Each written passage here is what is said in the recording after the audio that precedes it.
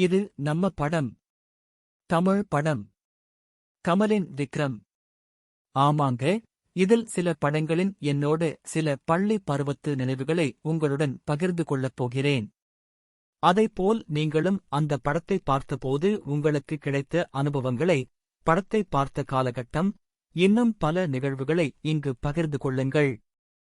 அந்த வரிசையில் இன்று நான் உங்களுடன் பகிர்ந்து கொள்ளப் போகும் படத்தின் பெயர் விக்ரம். இன்று ஏறக்குறைய 2K கிட்ஸ், 90 கிட்ஸ் கொண்டாடி தீர்த்த லோகேஷ் கனகராஜ் இயக்கிய விக்ரம் படம் இல்லை. இது பழைய விக்ரம். ஆமாம், 1986 இல் பள்ளி கோடை விடுமுறையில் வெளியான இந்த படம் எனக்கு இன்னும் நல்ல நினைவில் இருக்கிறது. புதுச்சேரியில் அந்த படம் எங்க ஊரு பாலாஜி தியேட்டரில் ரிலீஸ் ஆச்சு. அந்த காலகட்டத்தில் பார்த்தீங்கன்னா டைரக்டர் பேர் எல்லாம் யாருக்கும் பெரிய அளவில் சொல்ல மாட்டாங்க. அப்போது ரசிகர்கள் யாராக இருந்தாலும் இது ரஜினி படம், கமல் படம், விஜயகாந்த் படம் என்றுதான் பெரும்பாலும் சொல்லுவாங்க. நான் அப்போது பிரைமரி படித்துக் கொண்டிருந்த போது ரிலீஸானது. இந்த படம் அந்த காலகட்டத்தில் மிகப்பெரிய எதிர்பார்ப்பை ஏற்படுத்தியிருந்தது. எங்கு பார்த்தாலும் கமல், விக்ரம், விக்ரம், விக்ரம், எங்கும் எதிலும் என்பது மாதிரி அந்த டைம்ல தான் எங்க ஊர்ல அறிமுகமான ஆட்டோ மாதிரி இருக்கும் டெம்போக்கள் எங்க ஊர்களில் ஓட ஆரம்பித்தது. பெயர் விக்ரம் டெம்போ என்று அழைப்பார்கள். இந்த பெயர் படத்தால் வந்ததா இல்ல அதுவா அமைந்ததா என்று தெரியாது. ஆனால் விக்ரம் டெம்போ என்று பெரும்பாலும் அழைப்பார்கள்.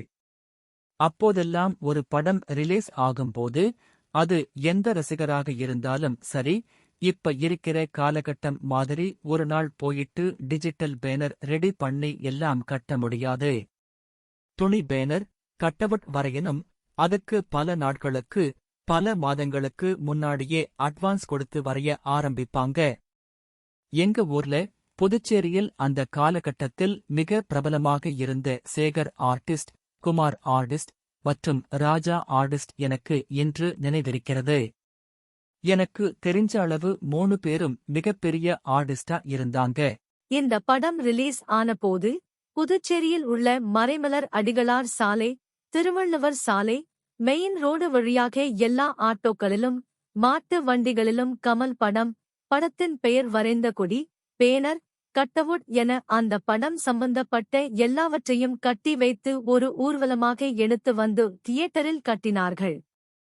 குறிப்பாக யானை மேல விக்ரம் படத்தோட படப்பெட்டி வைத்து ஊர்வலம் எடுத்து வந்து பாலாஜி தியேட்டரில் ரிலீஸ் பண்ணாங்க. இந்த படத்துக்கு நடந்த மாதிரி அதுக்கப்புறம் எந்த படத்துக்கும் இது மாதிரி நடந்ததாக நினைவில் இல்லை. அப்படி ரிலீஸ் ஆச்சு இந்த படம்.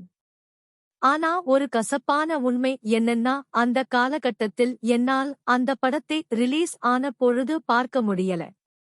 ஏன்னா அன்னைக்கு எங்க வீட்டுல வருஷத்துக்கு ஒரு படம் அல்லது 2 படம் பார்க்கிற அனுமதி மட்டுமே இருந்தது. அதுவே ரொம்ப பெரிய விஷயம் மற்றும் இது பொருளாதார சம்பந்தப்பட்டதாக இருந்தது. அந்த காலகட்டத்தில் அந்த படத்தை செகண்ட் ரிலீஸ் அப்பதான் பார்த்தோம். செகண்ட் ரிலீஸான ரொம்ப பெரிய வித்தியாசம் இருக்காது.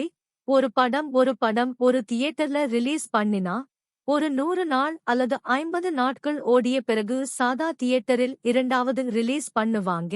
அதாவது ஏசி தியேட்டரில் இருந்து நான் ஏசி தியேட்டர், அதேபோல டிக்கெட் விலையும் குறைவாக இருக்கும். அப்படி பார்த்ததுதான் இந்த படம் விக்ரம் படம். அந்த காலகட்டத்துல ஒரு டிக்கெட்டின் விலை ₹2.25 என்று நினைக்கிறேன் ஏசி தியேட்டரில். அன்னைக்கு ரொம்ப கஷ்டமான சூழ்நிலை. அதற்கு அப்புறம் 2வது ரிலீஸ் பண்ணுவாங்க. அங்கு டிக்கெட் ₹1.50 என்று இருக்கும். இந்த மாதிரிதான் எல்லா ஊர்களிலும். இன்னைக்கு ரொம்ப அசால்ட்டாக ஒரு டிக்கெட் 500, 1000, 200 என்று பார்க்கிறோம். அதை நினைத்து மக்கள் பொருளாதாரத்தில் முன்னேறி விட்டார்களா அல்லது பொழுதுபோக்கு செலவு பண்ணுவது தப்பில்லை என்ற நிலைமைக்கு வந்து விட்டார்களா என்று தெரியவில்லை எனக்கு. 80களில் ரஜினி கமல் போட்டி போட்டு திரைப்படங்களில் நடித்துக் கொண்டிருந்தார்கள், வளர்ந்து கொண்டு இருந்தார்கள். இதில் நான் இங்கு சொல்ல வேண்டிய விஷயம் என்னன்னா, கமல் விக்ரம் படத்தை மிகப்பெரிய பொருள் செலவில் எடுத்தாரு. ஏறக்குறைய ₹1 கோடி என்பது மிகப்பெரிய விஷயம் அந்த காலகட்டத்தில். இந்த படத்தை டைரக்ட் பண்ணது ராஜசேகர். இன்னைக்கு இருக்கிற மாதிரி, எப்படி சொல்வது, டெக்னாலஜிகள் அதிக அளவில் யூஸ் பண்ற மாதிரியான டைரக்டா அந்த காலகட்டத்தில் குறைவு. குறிப்பிட்ட சிலர்தான் இருந்தாங்க. ஆனால் நல்ல கதை அம்சம் திரைக்கதை உள்ள படங்களை எடுத்த டைரக்டரா அப்ப இருந்த ராஜசேகர் தான் இந்த படத்தை கொஞ்சம் டெக்னிக்கலா ரிச்சா எடுத்தார். கமல், ரஜினியை வைத்து நிறைய படங்கள் அந்த காலகட்டங்களில் டைரக்ட் செய்தார், வெற்றியும் பெற்றார். கமல் எப்போதுமே தன்னுடைய படங்களை தொழில்நுட்ப ரீதியாக புதிய தொழில்நுட்பங்களை புகுத்தி படம் எடுப்பதில் கைதேர்ந்தவராக இருந்தார். அதேபோல் இந்த விக்ரம் படத்தை எடுத்திருந்தார். ஏனென்றால் அவர்தான் தயாரிப்பாளராக இருந்ததால் பணத்தை பெரிய அளவில் முதலீடு செய்து இருந்தார். அந்த படம் அன்னைக்கு ராக்கெட் சயின்ஸ் பற்றி பேசியது. ஆனால் 80 காலகட்டங்களில் நிறைய மசாலா படங்கள்தான் வந்தது. மக்களை